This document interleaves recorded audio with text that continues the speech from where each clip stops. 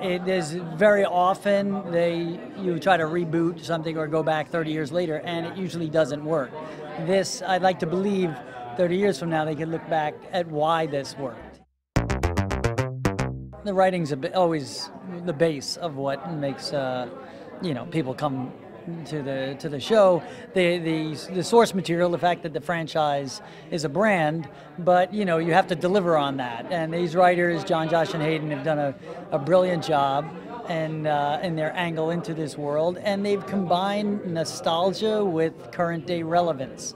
So that's the winning combination, and obviously having a major motion picture franchise at the base that people love helps, but without the great writing and great casting, it's that combination, the nostalgia and being present now.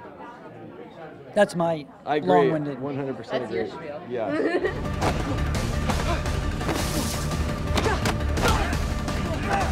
This thing coming back after, however many, I usually don't say the age because whenever I say how many years, they're like, I'm not that old, but it's, it's this show coming back. This movie that meant so much to the people that watched it when it came out is coming back with the original cast, so I think that's the biggest factor in people coming, and I think what makes people stay is the storylines, and I think the fact that you can relate to every single one of the characters in our show, I think does nothing but help the show. Cobras, show them what real karate looks like.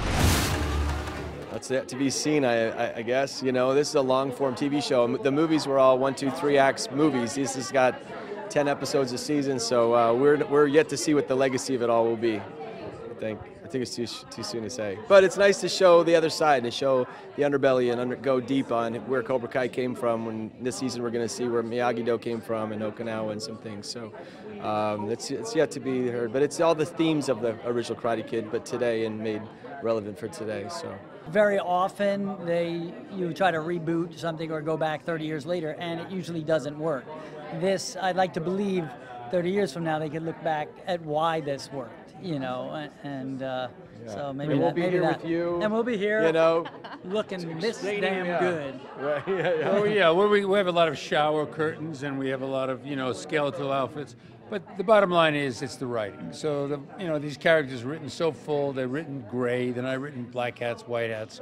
John Kreese it's different, and it's a pleasure to play because it's written so very well. And that's why the three of us have a good time doing the show, because it's fun to act this kind of material. I'm hoping they remember the epic fight at the end of season 2. That was super duper fun.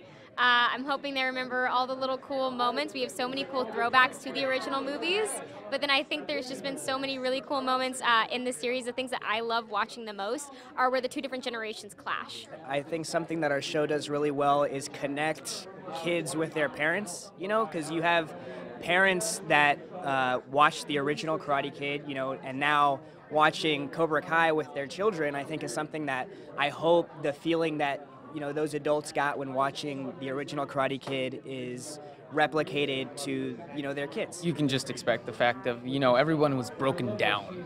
Everything was completely just ruined by the end of season 2.